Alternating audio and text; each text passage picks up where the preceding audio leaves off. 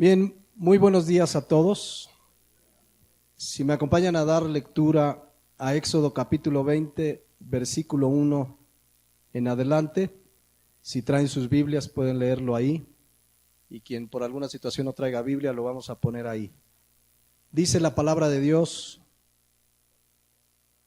y habló Dios todas estas palabras diciendo: yo soy Jehová tu Dios, que te saqué de la tierra de Egipto, de casa de servidumbre. No tendrás dioses ajenos delante de mí.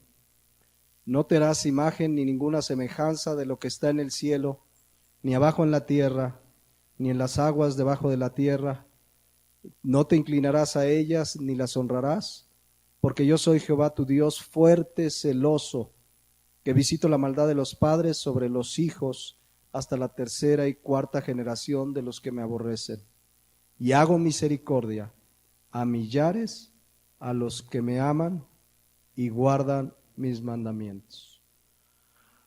Vamos a continuar esta mañana con la segunda parte. Estamos viendo a la luz de la Biblia los 10 mandamientos, la ley moral que Dios dejó.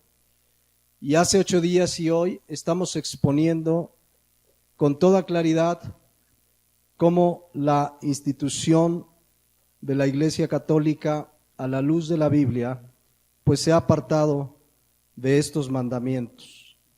La idea, como lo expuse desde hace 8 días, es dejar en claro con la palabra de Dios qué es lo que Dios nos pide si realmente le amamos.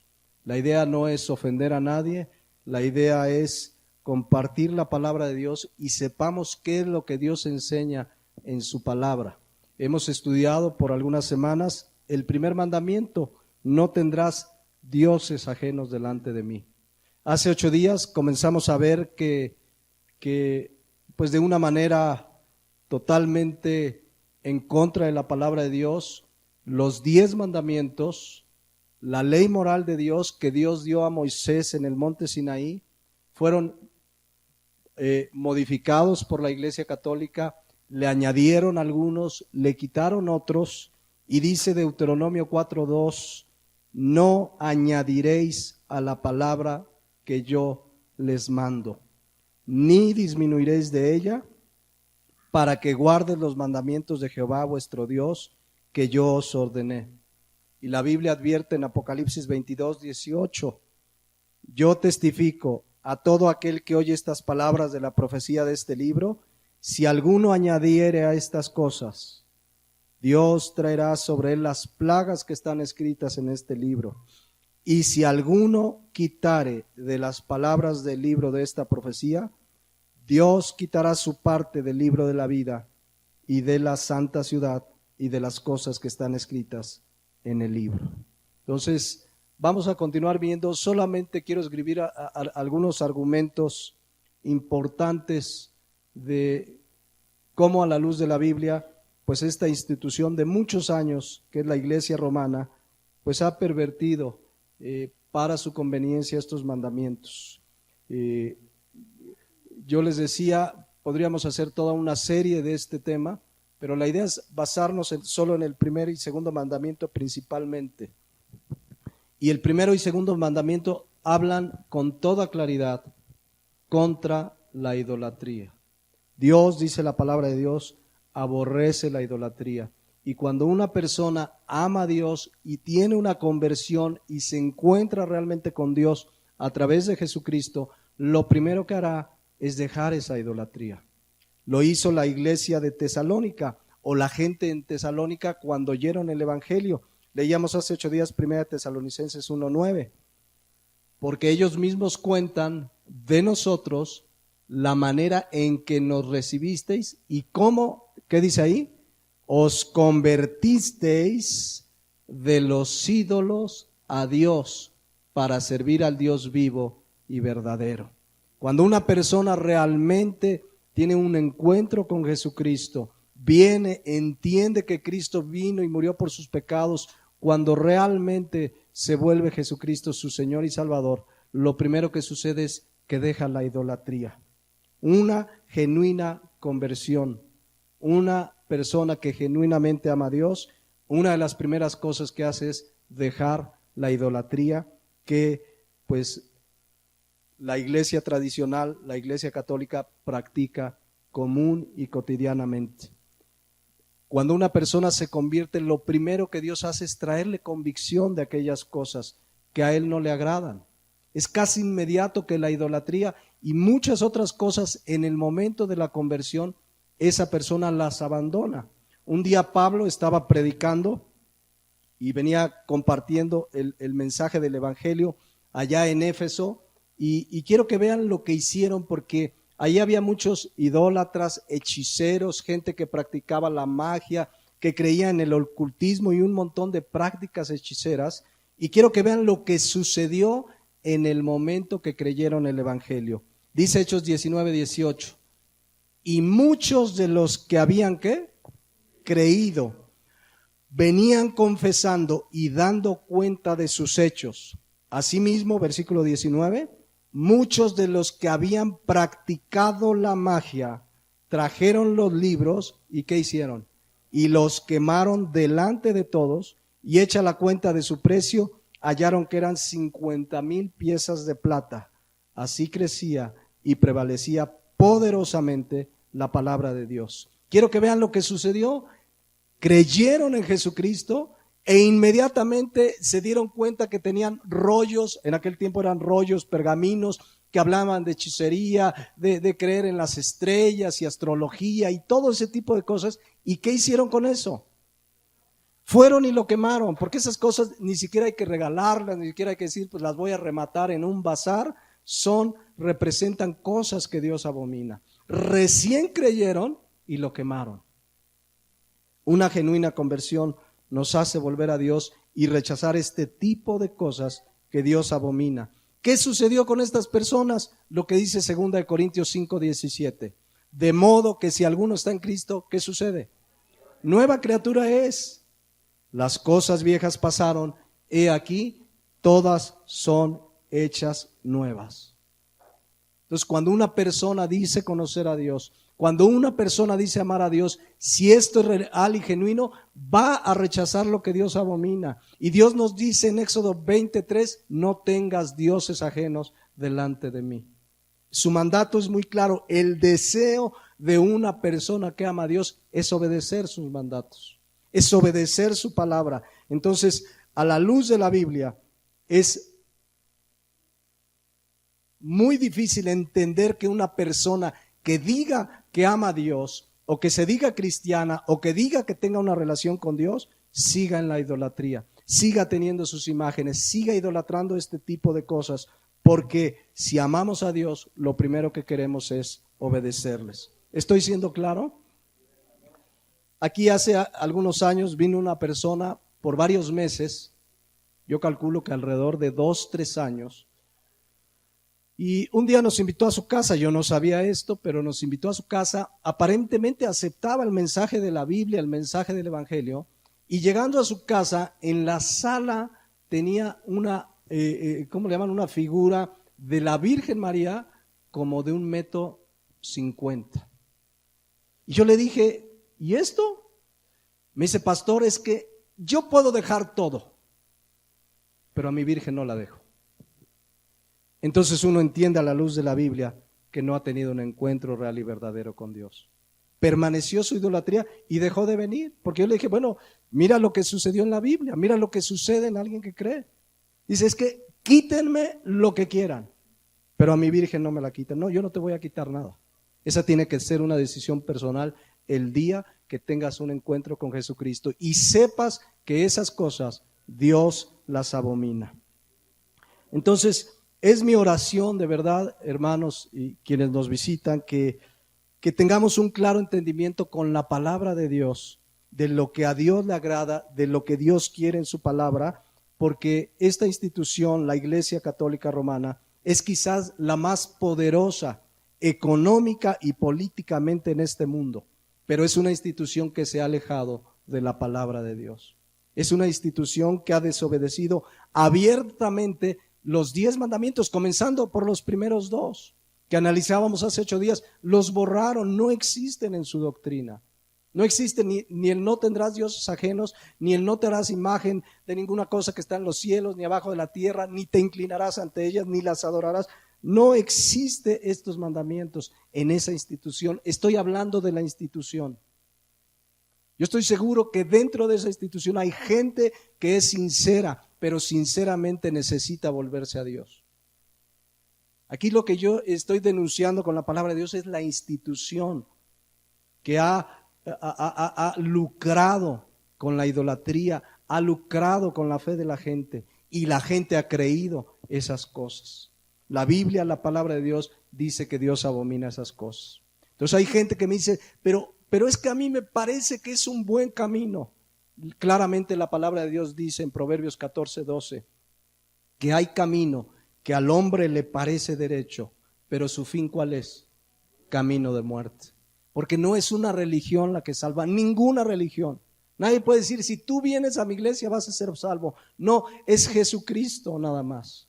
Es Jesucristo el que vino y murió en la cruz, y todo aquel que cree en Él, que se arrepiente de sus pecados, tiene perdón de pecados y vida eterna. Ninguna religión, ninguna iglesia como institución salva. Ninguna en todo el mundo, solo Jesucristo. Entonces, basados en estos dos mandamientos, nada más en estos dos primeros mandamientos, podríamos estudiar mucho más, pero basados en estos dos primeros mandamientos, vemos que la iglesia tradicional, la iglesia romana, está llena de idolatría. Nadie puede decir es que no son idólatras. Si alguno ha visitado un templo, una catedral católica, verá que es muy contrario a lo que la palabra de Dios enseña. Si alguien ama a Dios, lo primero que querrá hacer es obedecer sus mandamientos. Cristo lo dijo en Juan 14:15. Si me amáis, ¿qué dice?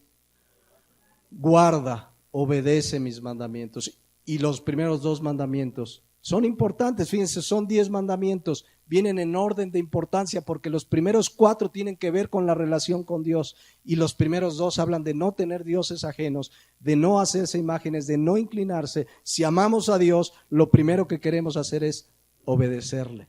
Amén. Y la obediencia se demuestra con hechos. Hay mucha gente que dice, amo a Dios y Diosito lindo y yo lo amo. Está bien, pero si lo amas, guarda sus mandamientos. No es decirle, Diosito, te amo. Dios mismo nos amó y no se la pasó diciendo, los amo, los amo, los amo. ¿Qué hizo como muestra de ese amor? Juan 3:16. De tal manera amó Dios al mundo que ha dado a su Hijo unigénito. ¿Qué hizo para mostrar ese amor? Dio a su Hijo, a Jesucristo, a morir en una cruz para que todo aquel que en Él cree no se pierda, mas tenga vida eterna. Si amamos a Dios, lo demostramos queriendo obedecer su palabra, y Él nos da la gracia y la capacidad para hacerlo. Si tú como cristiano, como nacido de nuevo, amas a Dios, Él te dará la gracia y la capacidad para obedecerle. Y cuando eventualmente lleguemos a pecar, dice 1 Juan 2:1 que tenemos un abogado para con el Padre, a Jesucristo el justo. Ahora, yo quiero ponerles 2 o 3 ejemplos, no voy a hacer todo un estudio muy profundo, quiero dejar nada más claro algunas cosas a la luz de estos 2 primeros mandamientos, darles algunos ejemplos gráficos de lo que ellos hacen o de lo que la institución católico-romana enseña y cómo se contrapone a la palabra de Dios.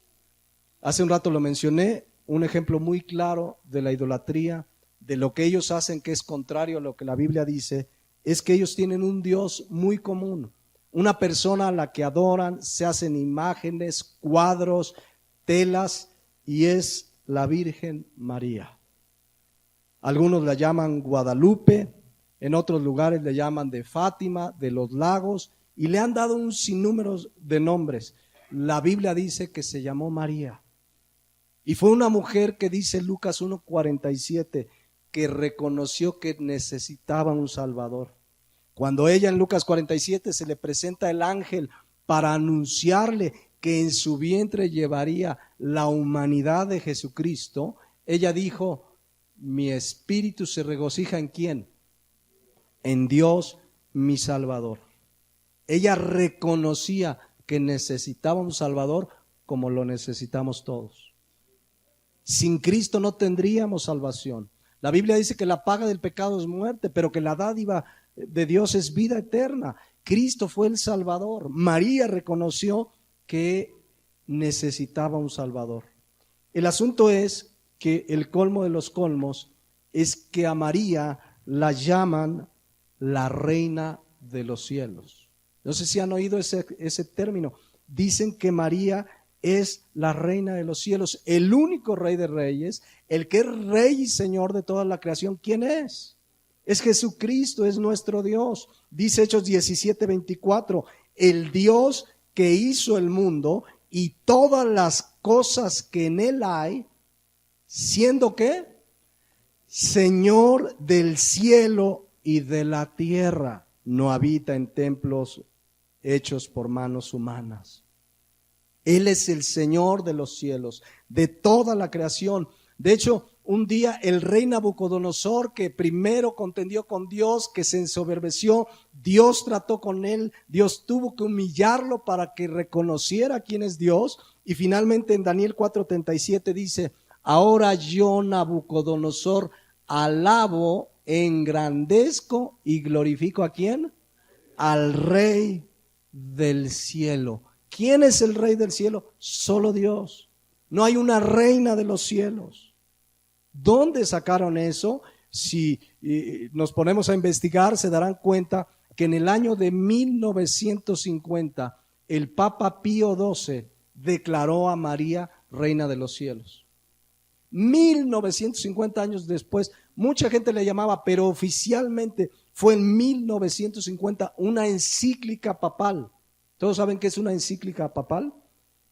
Ellos enseñan que la palabra del Papa es infalible y una encíclica es una carta donde el Papa, la institución católica, da órdenes, instrucciones, dogmas para la iglesia que tienen tanto o más valor que lo que la Biblia dice. Entonces, cuando saca una encíclica, se le debe de obedecer sí o sí. En esa encíclica que se titula, por cierto, déjenme decirles el nombre, aquí lo tengo, La realeza de la Santísima Virgen María y la institución de su fiesta, por primera vez Pío XII declara de manera oficial que María es la reina del cielo. Cuando el único rey, ¿quién es? Es Dios, es nuestro Señor Jesucristo. Y como se considera la palabra del Papa infalible, pues la gente dice que María es la reina del cielo. ¿Dónde dice eso? Porque miren la historia, ellos consideran que no lo van a ver en la Biblia, que es el único libro inspirado, dice 2 de Timoteo 3:16, que toda la escritura es inspirada por Dios y es útil para enseñarnos, para corregirnos, para redarguirnos, para instruirnos en justicia. Pero ellos dicen que María nació sin pecado. Es la Inmaculada Concepción de María, le llaman. ¿Dónde dice eso? Si Eclesiastés 7:20 dice con toda claridad, ciertamente no hay hombre en la tierra que haga el bien y nunca peque. Romanos 3:10 dice, no hay justo ni aun uno. Bueno, dicen que cuando María muere, su cuerpo y su alma fueron llevados al cielo. Es lo que se le conoce como la Asunción de María, que se celebra cada año. ¿De dónde lo sacaron? Tampoco hay fundamento. La Biblia dice en Hebreos 9:27 está escrito que los hombres mueran una sola vez y después de esto el juicio. Nadie es llevado con su cuerpo al cielo. No existe tal cosa. Pero ellos dicen que a partir de ahí, de que María fue llevada a los cielos con su cuerpo y su alma, a partir de ahí es declarada la reina de los cielos. Esto, mis hermanos, es una verdadera herejía. Pero además es una copia de algo que ya sucedía en la Biblia. 2500 años antes aproximadamente, el pueblo de Israel, parte del pueblo de Israel que apostató, que se apartó de Dios, tenían también su reina del cielo. ¿Lo sabían? Jeremías 7:18. Fíjense lo que hacían, o sea, ni siquiera le pusieron un título original, le copiaron a lo que los israelitas apóstatas hicieron. Dice, Los hijos recogen la leña y los padres encienden el fuego y las mujeres amasan la masa para hacer tortas, o sea, ofrendas a la ¿qué? Reina del cielo, y para hacer ofrenda a dioses ajenos. Para, ¿qué dice Dios? Provocarme a ira. ¿Qué le provoca a Dios? Que le traían sus inciensos, sus ofrendas, les adoraban, le rendían culto. ¿Qué le provocaba a Dios? Ira. Más adelante, si uno sigue leyendo, es muy vasto el pasaje, pero en Jeremías 44, 6 en adelante dice: se derramó por tanto mi ira y mi furor por la misma circunstancia, y se encendió en las ciudades de Judá y en las calles de Jerusalén, y fueron puestos en soledad y en destrucción, como están hoy. Versículo 7. Ahora pues, así ha dicho Jehová de los ejércitos, Dios de Israel: ¿por qué hacéis tan qué?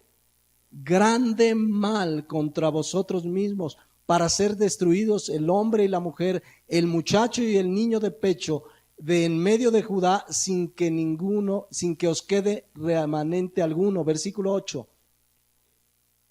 Haciéndome enojar con las obras de vuestras manos, ofreciéndoos incienso a dioses ajenos en la tierra de Egipto, a donde habéis entrado para vivir, de suerte que os acabéis y seáis por maldición y por oprobio a todas las naciones de la tierra. Y luego vean el versículo 15. Entonces todos los que sabían que sus mujeres habían ofrecido incienso a dioses ajenos, y todas las mujeres que estaban presentes, una gran concurrencia, y todo el pueblo que habitaba en tierra de Egipto, en Patros, respondieron a Jeremías diciendo, quiero que vean, Dios les dice que se ha enojado por su idolatría, porque le habían llevado ofrendas a la reina del cielo, y quiero que vean la respuesta de ellos, versículo 16. La palabra que nos has hablado en nombre de Jehová, no la oiremos, obstinados como Saúl, sino, versículo 17, que ciertamente pondremos por obra toda palabra que ha salido de nuestra boca para ofrecer incienso ¿a quién? A la reina del cielo, derramándole libaciones como hemos hecho nosotros y nuestros padres, nuestros reyes y nuestros príncipes. En realidad era Astarot, una reina egipcia a la que le rendían culto. Dicen nuestros reyes y nuestros príncipes en las ciudades de Judá y en las plazas de Jerusalén. Y tuvimos abundancia de pan y estuvimos alegres y no vimos mal alguno. Dicen que cuando le traían ofrendas a la reina del cielo les iba bien. Pero vean el versículo 18, mas desde que dejamos de ofrecer incienso a la reina del cielo y derramarle libaciones, nos falta todo. Y a espada y de hambre somos consumidos. Y cuando ofrecimos incienso a la reina del cielo y le derramamos libaciones, ¿acaso le hicimos nosotras las tortas para tributarle culto y le derramamos libaciones sin consentimiento de nuestros maridos? Ellos creían que les iba bien cuando adoraban a la reina del cielo y creían que les iba mal cuando no lo hacían. Incluso sus mujeres, que eran las que preparaban las ofrendas, lo hicimos con permiso de nuestros maridos. Los maridos estaban de acuerdo. O sea, creían que cuando adoraban a sus dioses les iba bien y cuando no les iba mal. Ustedes no sé si han visto que en algunas comunidades, por ejemplo, cuando deja de llover, sacan a pasear a sus santitos. No sé, a María o a San Juan de las Tormentas o no sé, y los sacan a pasear para que llueva. Y es lo que dice la Biblia, que a Dios provoca su ira. Si amamos a Dios, hagamos lo que Dios nos manda. Decir que María es la reina del cielo es una herejía. María tuvo la gracia de Dios para llevar en su vientre a Jesús, pero no es reina del cielo. Es violar el primer mandamiento de Éxodo 23, no tendrás dioses ajenos delante de mí. Es Jeremías 7:18, provocar a ira a nuestro Dios. Así es de claro, no hay ningún argumento. María fue la madre de Jesús en su humanidad. Ahora, miren, hay un tratado que un teólogo católico español sacó hace muchos años, él ya falleció, pero para enseñarle a la Iglesia Católica a defender por qué sí se adora a María, por qué se le rinde culto a los santos, y es un tratado muy conocido que este teólogo español sacó, y quiero que vean los argumentos tan débiles para justificar el culto a los santos. Él dice, fíjense, dice el tratado, lo voy a leer literal. Dice, culto a los ángeles y a los santos. Los ángeles y los santos deben recibir culto de la iglesia. ¿De dónde sacan eso? Pero va a explicar a continuación. Dice, es lícito venerar a los ángeles y a los santos e invocar ¿qué? Su intercesión, dice aquí el texto. ¿Qué dice la Biblia en 1 Timoteo 2:5?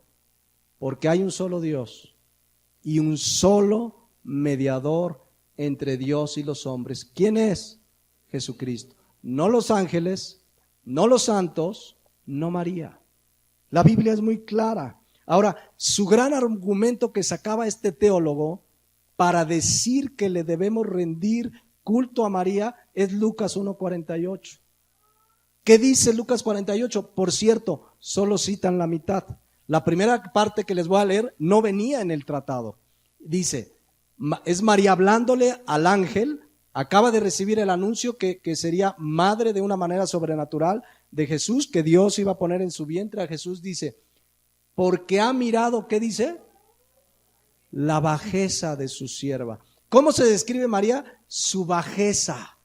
Se describe como una sierva. La palabra sierva, doulos en el griego, significa esclava. Se reconoce una esclava de Dios. Pero donde ellos dicen que debemos rendirle culto es en esta parte. Desde ahora me dirán, ¿qué dice? Bienaventurada las generaciones. Entonces dice el teólogo, miren, debemos decirle bienaventurada. ¿Qué significa bienaventurado? ¿Fue María bienaventurada? Por supuesto que sí. La palabra bienaventurada viene del griego Macarios. ¿Hay algún Macario aquí? Yo conozco un Macario. ¿Ahí hay un Macario?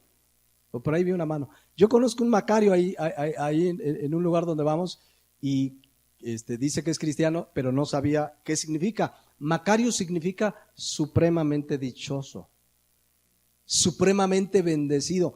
¿Acaso no fue María supremamente dichosa?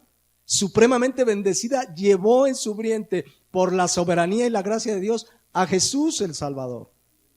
Pero bienaventurada no nos invita a rendirle culto. Bienaventurada no nos invita a rendirle adoración.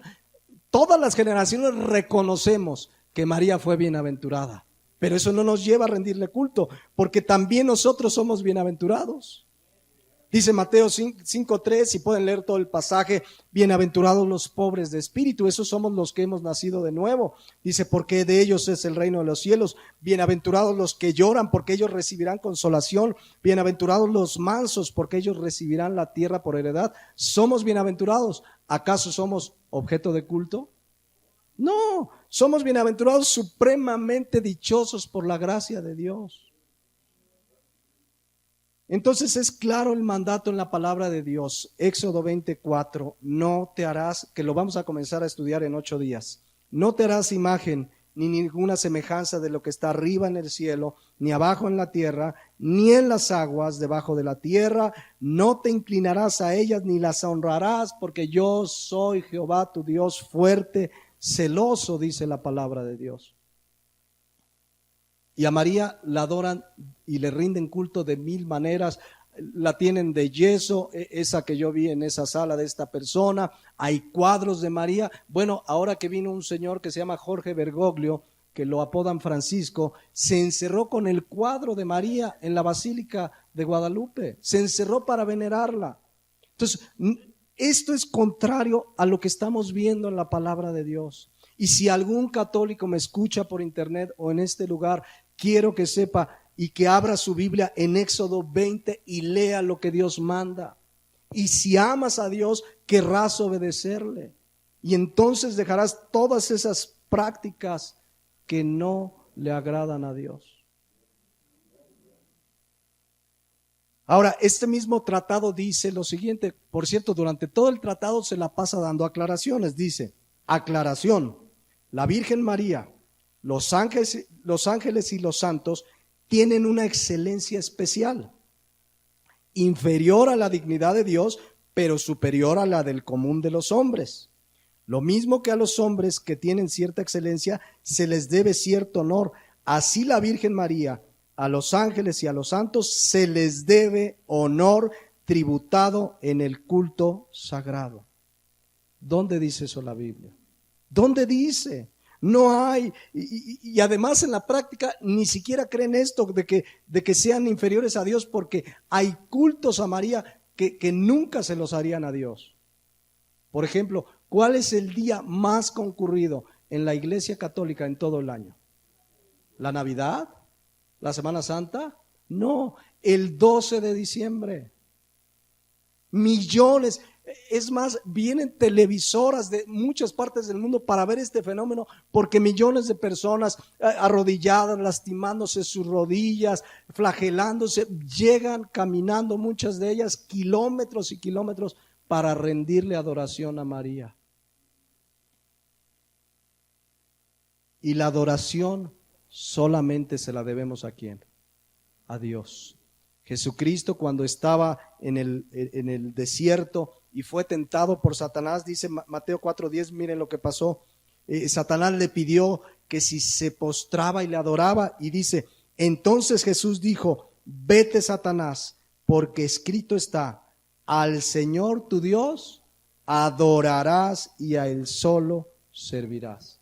La palabra adorar significa postrarse, arrodillarse, besar la mano, significa rendir culto y adoración. ¿Y solo a quién? A Dios. No sé si han visto cuando viene a muchos sacerdotes y qué decir al Papa, que le besan la mano. Es una forma de adoración que Dios prohíbe. Hasta un presidente muy conocido y muy alto que tuvimos aquí en México le besó la mano. Bueno, él dijo que el anillo que tenía. Se postran, le adoran, y eso es una clara afrenta al no tendrás dioses ajenos de Éxodo 23. Ahora, no solo rinden culto a María, podríamos pasarnos horas a hablar de cómo piden que se le rinda culto a los ángeles. Dice el tratado, dice, es lícito venerar a los ángeles y a los santos del cielo e invocar su intercesión. Y para justificar que es lícito adorar a los ángeles, citan un pasaje de un libro apócrifo que se llama Tobías. Y fíjense lo que dice el pasaje, que por más que lo leí, no le encuentro dónde dice, a pesar de que es un libro apócrifo, tampoco invita a rendir culto a los ángeles. El pasaje dice lo siguiente, es un ángel hablando y dice, también ahora me ha enviado Dios para curarte a ti y a tu nuera Sara. O sea, hizo ahí un milagro este ángel que se llama, dice, yo soy Rafael, uno de los 7 ángeles que están siempre presentes y tienen entrada a la gloria del Señor. Y yo lo leí y le leí adelante y atrás. No dice que se le adore. Simplemente el ángel dice que vino, curó a ella y a la nuera, y que es un ángel que está siempre viendo a Dios. Pero no dice, incluso vuelven a citar otro que dice ahí mismo en Tobías, cuando tú y Sara hacías oración, era yo el que me presentaba y leía ante la gloria del Señor el memorial de vuestras peticiones, y lo mismo hacía cuando enterrabas a los muertos. O sea, el ángel le dice, yo tengo entrada a Dios, pero le lees y en ningún lado el ángel invita a que le adoren. Lo que sí está en la Biblia es que un día Juan, aquel discípulo amado ya anciano, exiliado en la isla de Patmos, donde recibió toda la revelación que hoy conocemos como el Apocalipsis, él tuvo frente a sí a un ángel del Señor. Debió ser algo impresionante, maravilloso, de tal manera que miren lo que pasó. Apocalipsis 19:9.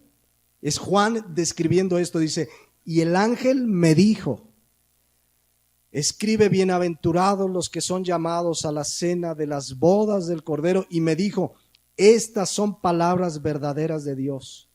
Y la reacción humana de Juan, versículo 10, fue una reacción humana, natural. Estaba, permítanme la expresión, apantallado de ver un ángel. ¿Y qué hizo Juan? yo me postré a sus pies, ¿para qué? Para adorarle. Y me dijo, y él me dijo, mira, no lo hagas, yo soy consiervo tuyo y de tus hermanos que retienen el testimonio de Jesús. Y le da un mandato, adora, ¿a quién? A Dios, porque el testimonio de Jesús es el espíritu de la profecía. El ángel le dice, hey, no, a mí no, soy tu consiervo, adora a Dios. Pero todavía Juan tuvo otro encuentro, tuvo varios con el ángel, y en el versículo 8 del capítulo 22, lo volvió a hacer por segunda vez. Entendamos, Juan era humano como nosotros. Se volvió, permítanme la expresión, a apantallar. Dice, yo soy Juan que oyó y vio estas cosas. Y después que las hube oído y visto, me postré para adorar a los pies del ángel que me mostraba estas cosas. Versículo 9, pero él me dijo, mira, no lo hagas, porque yo soy consiervo tuyo, de tus hermanos los profetas y de los que guardan las palabras de este libro. Y le vuelve a decir, ¿qué? Adora a Dios. Qué clara es la palabra de Dios. La adoración es solo a Dios, aunque un ángel se nos apareciera, el arcángel Miguel, quien quieran, al único que le debemos adoración es a Dios. Pero ya hay doctrinas que enseñan la adoración a ángeles, aún dentro de iglesias cristianas. Es una verdadera herejía, es una ofensa a Dios, es una violación a su palabra. Ahora, la palabra es muy clara porque todo esto es idolatría. El ser humano tiene esa tendencia a idolatrar, a hacerse ídolos, porque no ha conocido al verdadero Dios. Cuando conocemos al verdadero Dios, entenderíamos que ante Dios solamente le adoramos, a nadie más. Eso es idolatría. Y la Biblia es muy clara en 1 Corintios 6, 9, donde dice la palabra de Dios, ¿no sabéis que los injustos no heredarán el reino de Dios? No erréis, ni los fornicarios, ni los ¿qué? Ni los idólatras. No van a heredar el reino de los cielos. Es idolatría rendirle culto, adoración, o a María, o a los ángeles, o a quien quieran.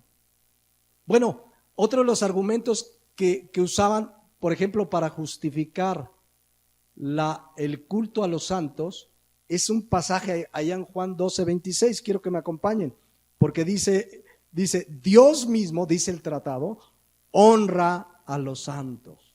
A ver, vamos a leerlo, dice, es Cristo hablando, si alguno me sirve, sígame, y donde yo estuviere, allí estará, y allí también estará mi servidor.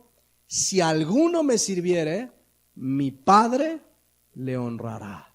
Entonces dicen, ahí está, el Padre honra a los santos, ¿por qué no vamos a honrar a los santos? El asunto es que tenemos que leer y escudriñar la palabra de Dios. La palabra honrar aquí en el griego, timao, significa recompensar.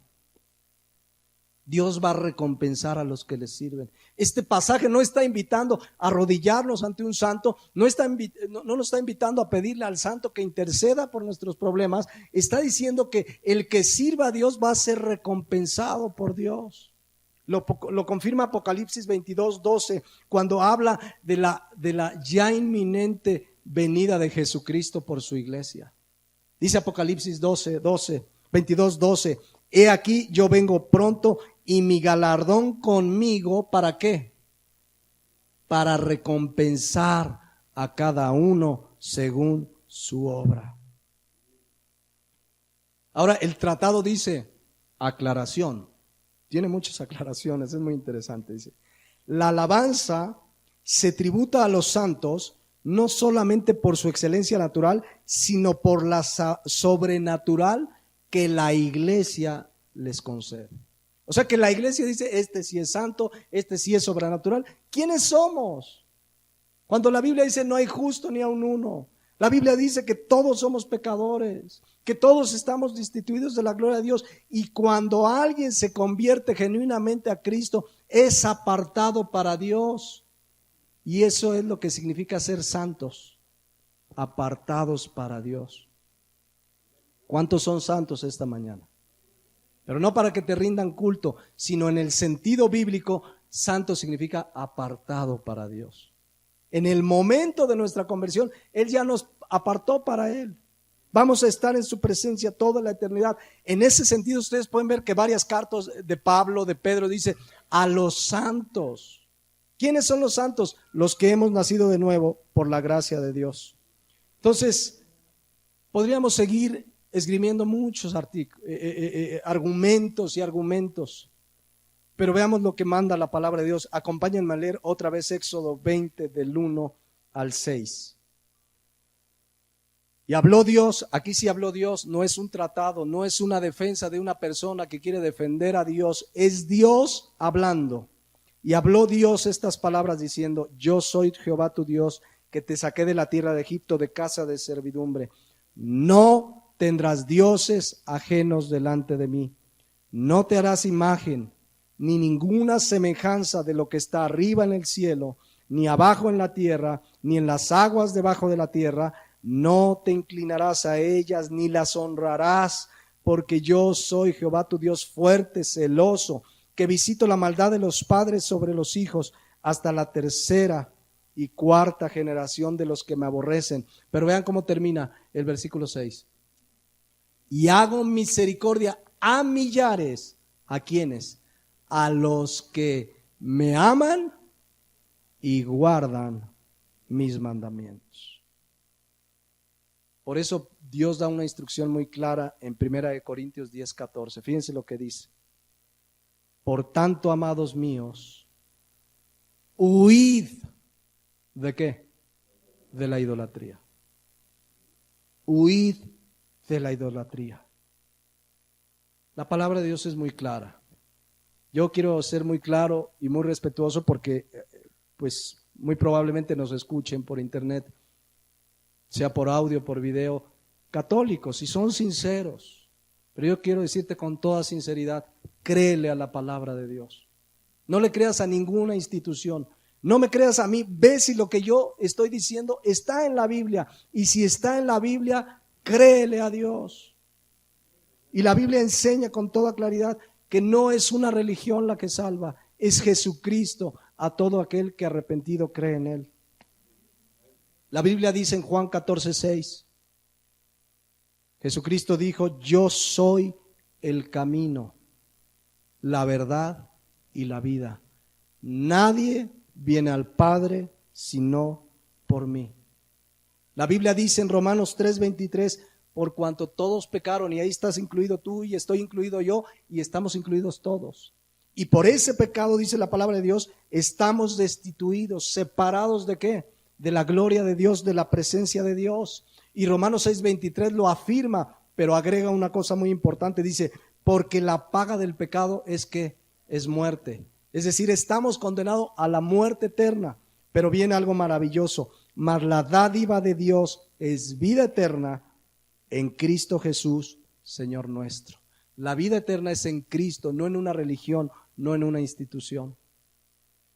Finalmente dice Romanos 10:9, que si confesares con tu boca. La palabra confesar habla de decirlo creyéndolo con todo mi corazón.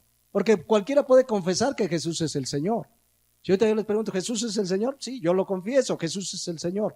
Pero esta palabra confesar habla de una confesión con plena conciencia de que lo creemos.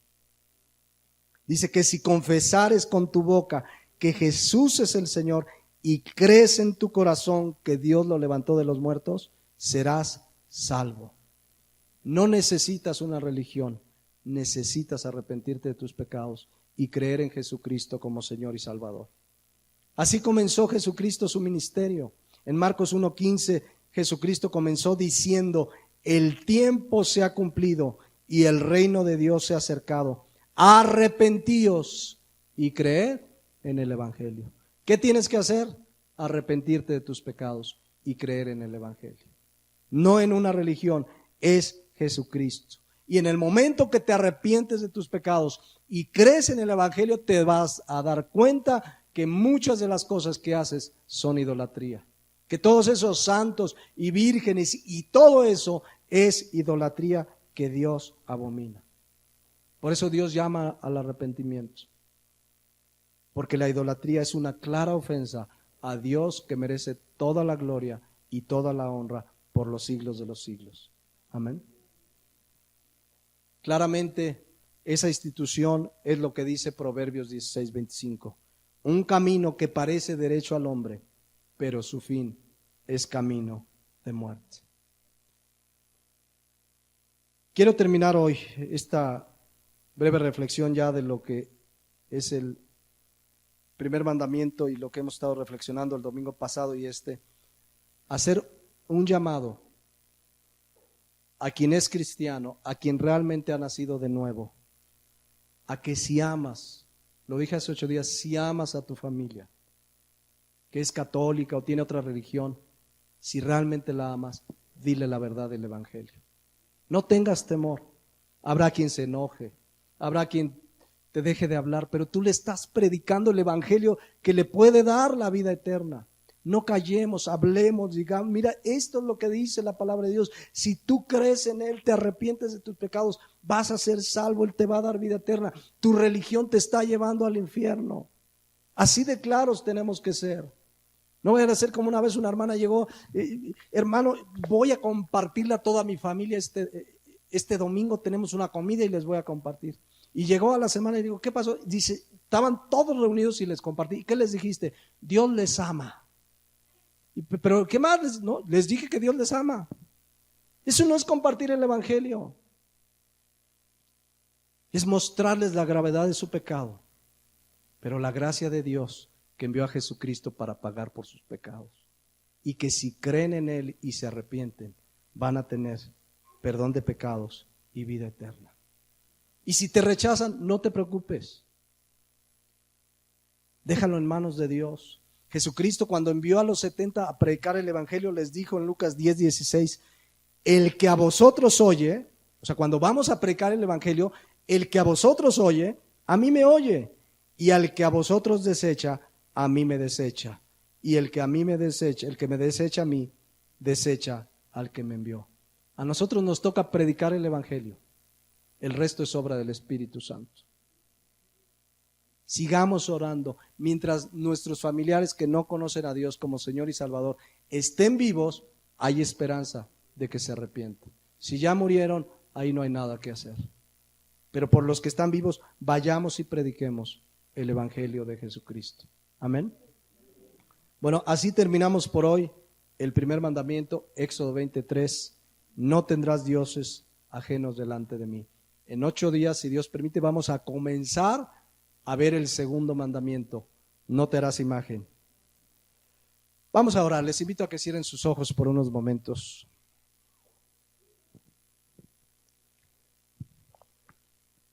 Ahí en su lugar, solo como una actitud de respeto, de estar atentos a lo que vamos a orar a Dios. Esta mañana, quizás alguien que tiene esa religión católica, que nos esté escuchando por internet o que esté en este lugar,